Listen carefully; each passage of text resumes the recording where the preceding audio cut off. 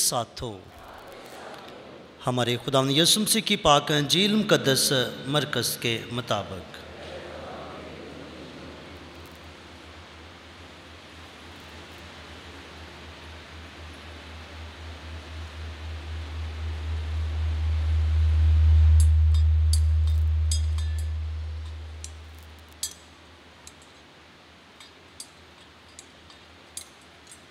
اس کے چوتھے باب کی ہم 26ویں آیت سے سنیں گے۔ ایک دن یسوع نے ہجوم سے کہا، خدا کی بادشاہی ایسی ہے جیسے کوئی آدمی زمین میں بیج ڈالے اور رات کو سوئے اور دن کو اٹھے اور بیج اگے اور بڑھے اور وہ جانے بھی نہ کہ یہ کیسے ہوتا ہے۔ زمین خود بخود پھل لاتی ہے، پہلے پتی، پھر بال میں پورے دانے، اور جب پھل پک جاتا ہے تو وہ فوراً درنتی لگاتا ہے کیونکہ کاٹنے کا وقت آ پہنچا ہے۔ پھر اس نے کہا کہ ہم خدا کی بادشاہی کو کس سے تشبیہ دیں یا کس تمثیل سے اسے بیان کریں؟ وہ رائی کے دانے کی مانند ہے کہ جب زمین میں بویا جاتا ہے تو زمین کے سب بیجوں سے چھوٹا ہوتا ہے، لیکن جب بویا گیا تو اگتا اور سب ترکاریوں سے بڑا ہو جاتا ہے اور ایسی بڑی ڈالیاں نکالتا ہے کہ آسمان کے پرندے اس کے سائے میں بسیرا کر سکتے ہیں۔ اور وہ ایسی بہت سی تمثیلوں میں ان کی سمجھ کے موافق ان سے کلام کرتا تھا اور بے تمثیل ان سے کچھ نہ کہتا تھا، لیکن تنہائی میں اپنے شاگردوں کو سب باتوں کے معنی بتاتا تھا۔ انجیل مقدس کے وسیلہ سے ہم سب کی خطائیں مٹائی جائیں۔ مالی دا کم پانی دینا بھر بھر مشکا پاوے، مالک دا کم پھل پھول لانا، مالک دا کم پھل پھول لانا، لاوے یا نہ لاوے۔ مسیح میں میرے عزیز بھائیوں بہنوں اور پیارے بچوں، ایک دفعہ کا ذکر ہے کہ ایک کسان تھا اور اسے پتہ چلتا ہے کہ فلاں گاؤں میں بانس کی ایک قسم آئی ہے، بانس جن کی ہم سیڑھیاں بھی دیکھتے ہیں اپنے گھروں میں، اور اس کے بعد مختلف کاموں میں وہ بانس استعمال ہوتے ہیں جو کہ بہت لمبے ہوتے ہیں۔ تو وہ کسان جو ہے سنتا ہے کہ فلاں گاؤں میں ایک نئی قسم بانس کی آئی ہے جو 70 سے 80 فٹ تک بلند ہوتے ہیں۔ لہٰذا وہ کہتا ہے، سوچتا ہے کہ اگر میں وہ بانس اپنے کھیت میں بو دوں تو وہ بہت بڑھ جائیں گے، میں ان کو بیچوں گا اور جن سے میں بہت امیر ہو جاؤں گا۔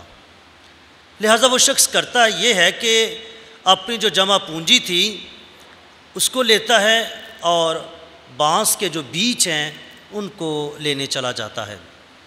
جب جاتا ہے تو دکاندار سے یا اس بیج کے مالک سے وہ لیتا ہے، اور بیج کا مالک جب دیتا تو اسے کہتا ہے کہ اس کی خاص ہدایات ہیں۔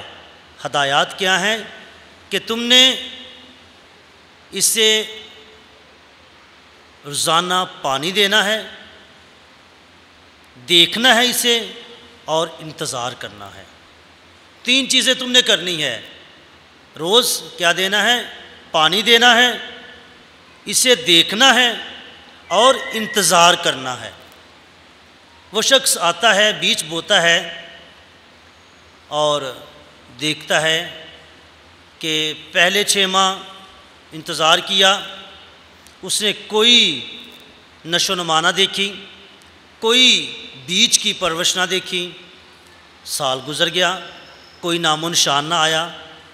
دوسرا سال گزرا، کوئی نام و نشان نہ آیا۔ اس کے دوستوں نے، گاؤں کے افراد نے، لوگوں نے اس سے باتیں کرنا شروع کی کہ کتنا تو پاگل ہے کہ تو نے اپنی ساری جمع پونجی بیچ ڈالی اور یہ نکارا بیج لے لیا۔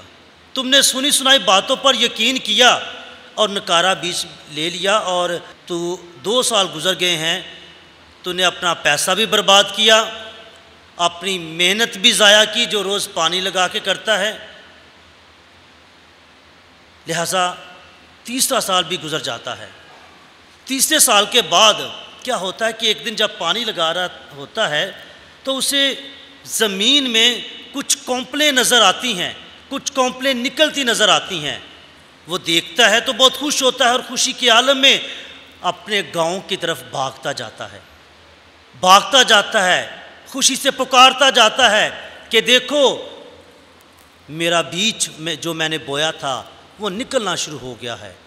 اور دیکھتے دیکھتے وہ 6 ہفتے اور انتظار کرتا ہے، تو 6 ہفتوں کے دوران جو وہ بیج تھے وہ ایک تناور درخت بن جاتے ہیں، وہ مضبوط ہو جاتے ہیں۔ تو پھر اس کے جو خواب تھے، جو اس نے دیکھے تھے کہ میں ان کو بیچوں گا اور امیر بن جاؤں گا، تو پھر وہ ان خوابوں کو پورا کرتا ہے۔ کیوں؟ کیونکہ اس نے ہدایات پر کہ اس نے پانی دیا، اسے دیکھا اور انتظار کیا کہ کیسے یہ بیج اگا، لہذا کیا ہوا، اس نے بڑے صبر کے ساتھ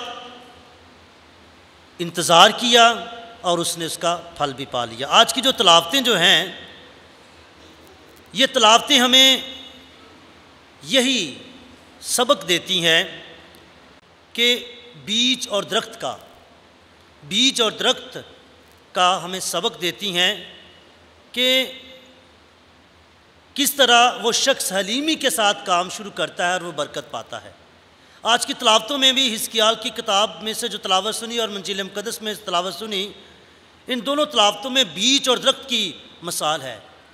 حزقیال خدا کی طرف سے کلمہ پاتا ہے اور خداوند فرماتا ہے کہ میں ایک نرم کونپل بیج لوں گا اور اسے پہاڑ پر لگاؤں گا اور وہ درخت بنے گا اور لوگ اس سے فیض یاب ہوں گے۔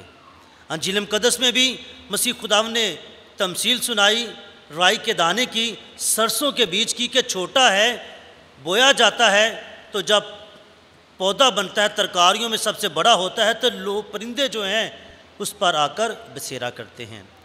لہٰذا ان باتوں سے اور اس تمثیل کے ساتھ یہ ہمیں سبق ملتا ہے کہ جو بھی بڑے بڑے کام کیے جاتے ہیں ان کا آغاز حلیمی اور محنت کے ساتھ ہوتا ہے۔ جو بھی بڑے بڑے کام جن کا بھی آپ نام لینا چاہیں کہ یہ لوگ بڑے بزنس مین بنے، کاروباری افراد بنے، تو انہوں نے محنت کی، انہوں نے حلیمی کے ساتھ محنت کی اور انہوں نے کام کیا۔ ایسی بے شمار مثالیں آپ کو چلتے پھرتے نظر آئیں گی۔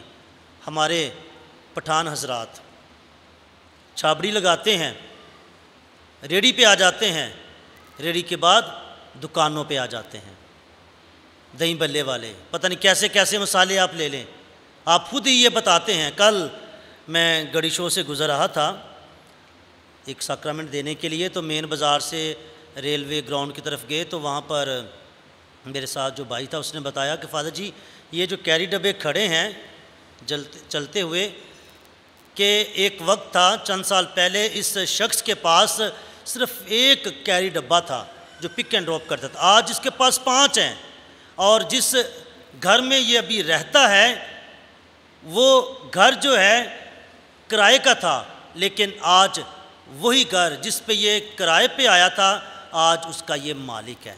یعنی کہ اس نے بھی یقینی طور پر چھوٹے لیول سے کام شروع کیا، حلیمی کے ساتھ کیا، انتظار کے ساتھ کیا، تو خدا نے یقینی طور پر اسے برکت دی۔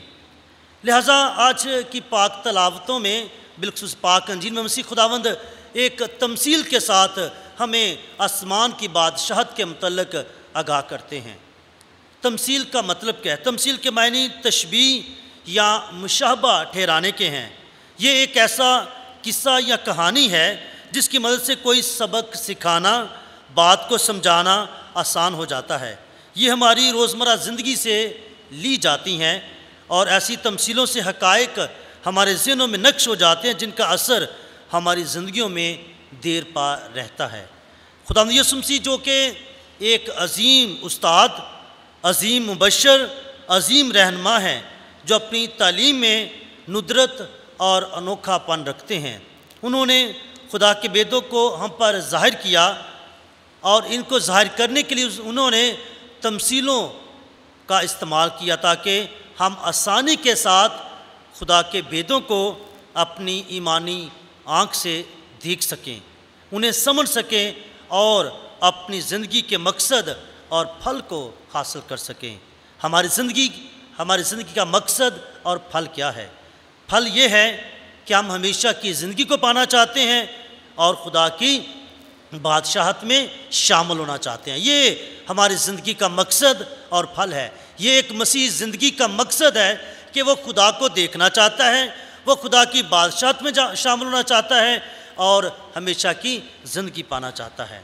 پاک انجیل میں 2 تمثیلیں ہیں، اور ان دونوں تمثیلوں میں جو قدرت کا کام ہے، خدا کا جو کام ہے، یہ جو پروسیجر بیان کیا گیا ہے کہ کیسے پودا اگتا ہے، تو اس سرسوں کے پودے کی تمثیل کے ساتھ ہمیں بتایا گیا ہے کہ کس طرح وہ ایک چھوٹا بیج ہے، جب اگا بویا گیا تو سب سے پہلے وہ بیج جو ہے زمین میں مرتا ہے، گلتا ہے، پھر اس کی کونپلیں نکلتی ہیں، پھر وہ درخت بنتا ہے اور پھر اس پہ پھل لگتا ہے۔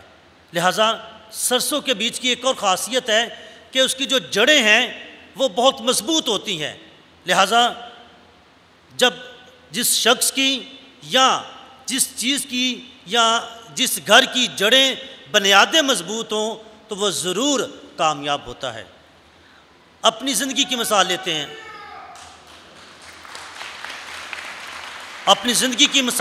اپنے جسمانی طور پر کہ ہماری زندگی کا، ہمارے جسم کا آغاز بھی ایک چھوٹے سے خلیے سے ہوتا ہے، اور جب یہ خلیہ پروان چڑھتا ہے، ہماری 9 ماہ بچے کی نشوونما ماں کے پیٹ میں ہوتی ہے، بچہ پیدا ہوتا ہے، نشوونما کی جاتی ہے، تربیت کی جاتی ہے، اور اگر تربیت اچھی کی جائے، اگر اس کا اچھا خیال رکھا جائے، نشوونما میں اس کی خوراک کا، اس کے لباس کا، اس کی تعلیم و تربیت کا اور ماحول کا، تو وہ ایک اچھا انسان بنتا ہے۔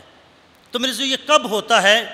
یہ تب ہوتا ہے جب ہم اپنی جڑیں مضبوط رکھتے ہیں، جب ہم مکمل تربیت میں سے گزرتے ہیں، اور تربیت کوئی بھی ہو وہ آسان نہیں۔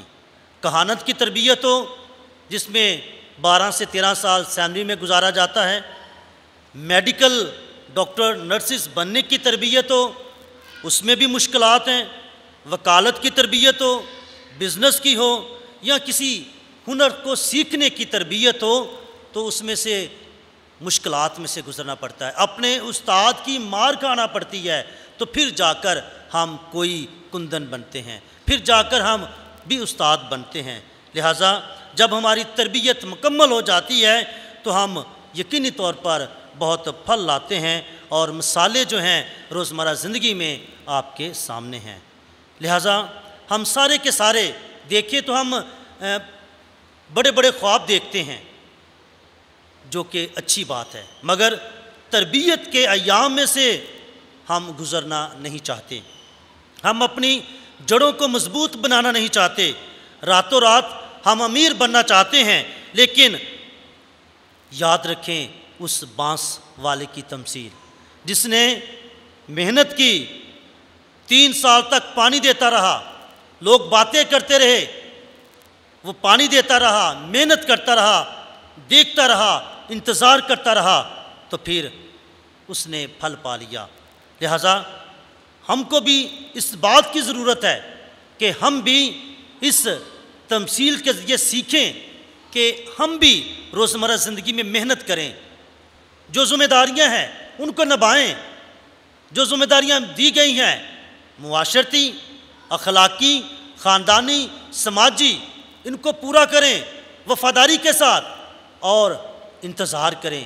جیسے شروع میں نے کہا ایک شعر کے ساتھ کہ مالی دا کم پانی دینا پر پر مشکاں پاوے، مالک دا کم پھل پھل لانا لاوے یا نہ لاوے۔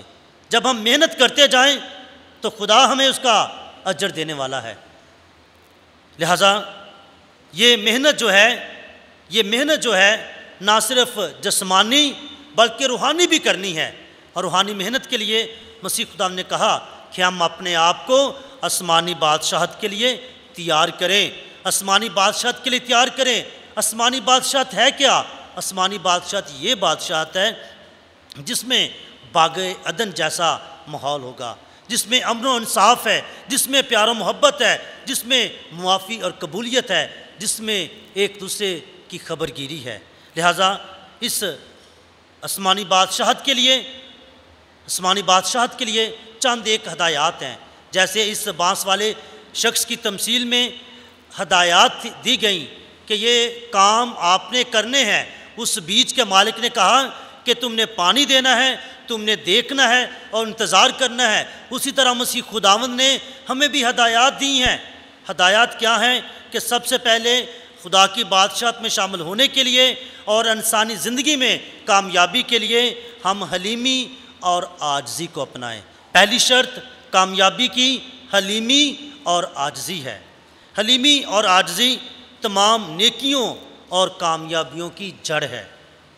مسیح خداوند کی زندگی سے جب ہم حلیمی اور عاجزی کو دیکھتے ہیں تو فلپیوں کے نام خط اس کے دوسرے باب 6 سے 8 آیات میں لکھا ہے کہ اس نے خدا کی ذات میں خدا کے برابر ہونا غنیمت نہ جانا، بلکہ اس نے اپنے آپ کو خالی کر دیا اور غلام کی ذات اختیار کر کے انسانوں کا مشابہ ہو گیا۔ مقدس لوکا کی انجیل اس کے 14 باب 11 آیت میں لکھا ہے کہ جو کوئی اپنے آپ کو بڑا بنائے گا وہ چھوٹا کیا جائے گا، اور جو کوئی اپنے آپ کو چھوٹا بنائے گا وہ بڑا کیا جائے گا۔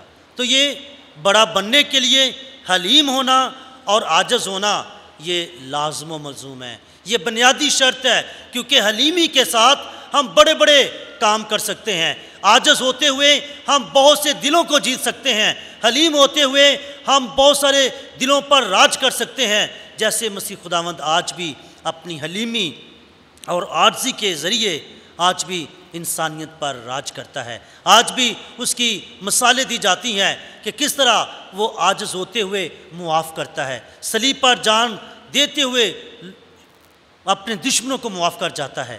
لہٰذا یہ عاجزی اور حلیمی اس کی نشانی ہے۔ دوسرا، آسمانی بادشاہت میں شامل ہونے کے لیے اور انسانی زندگی میں، خاندانی زندگی میں کامیابی کے لیے دوسری شرط صبر ہے، کہ جیسے سرسوں کا پودا راتوں رات جوان نہیں ہوا، یا وہ ایک دم بڑا نہیں ہو گیا، یا ہم کامیابی کے لیے ہم پیدا ہوتے ہی ہم بڑے آفیسر نہیں بن گئے، بلکہ اس میں سے طبیعت میں سے گزرنا، پہلے جیسے سرسوں کا بیج زمین میں مرتا ہے، کونپل نکلتی ہے اور پھر پھل اور پھول لگتے ہیں، تو اسی طرح یہ سارا عمل جو ہے صبر کے ساتھ ہوتا ہے۔ اس بانس والے شخص نے بھی صبر کے ساتھ انتظار کیا۔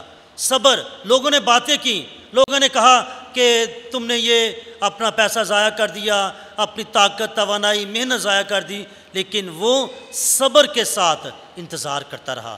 لہذا زبور 37 اس کی 7ویں آیت میں لکھا ہے کہ خداوند میں مطمئن رہ اور اس پر توکل کر تو خدا تمہیں برکات سے نوازے گا۔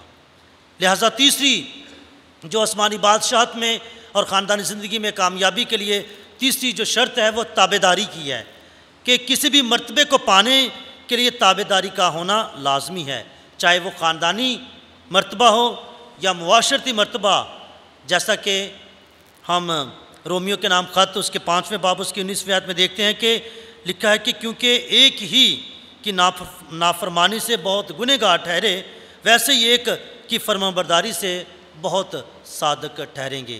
یعنی کہ ایک کے وسیلہ سے گناہ آیا، یعنی پہلے آدم کے وسیلہ سے گناہ آیا اور دوسرے آدم کے وسیلہ سے نجات ملی، اور یہ نجات اس کی تابعداری کی وسیلہ سے ملی۔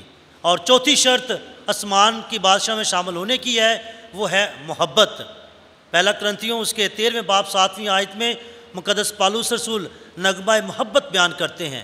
وہ کہتے ہیں کہ اگر میرے پاس سب کچھ ہو، میرے پاس دنیا کی دولت ہو، میرے پاس روپیہ پیسہ ہو، میرے پاس سونا چاندی پتہ نہیں کیا کیا ہو، لیکن محبت نہ ہو تو سب کچھ کیا ہے؟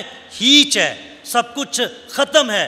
اس لیے محبت جو ہے وہ سب سے زیادہ ضروری ہے۔ پہلا یوحنا اس کا 4 باب اس کی 8ویں آیت میں لکھا ہے کہ جس میں محبت نہیں وہ خدا کو نہیں جانتا، کیونکہ خدا محبت ہے۔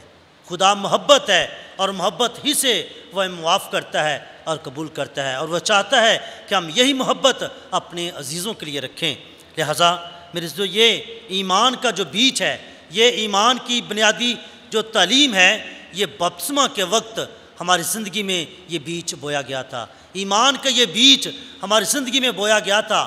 ہمیں آسمان کی بادشاہت میں شامل ہونے کے لیے بچپن ہی میں ہمیں، جب ہم بالکل چھوٹے تھے، شاید 2 دن کے، 3 دن کے یا 40 دن کے بعد یا 1 ماہ کے بعد ہمیں بپتسمہ دیا گیا، تو ایمان کا بیج ہماری زندگی میں آ گیا۔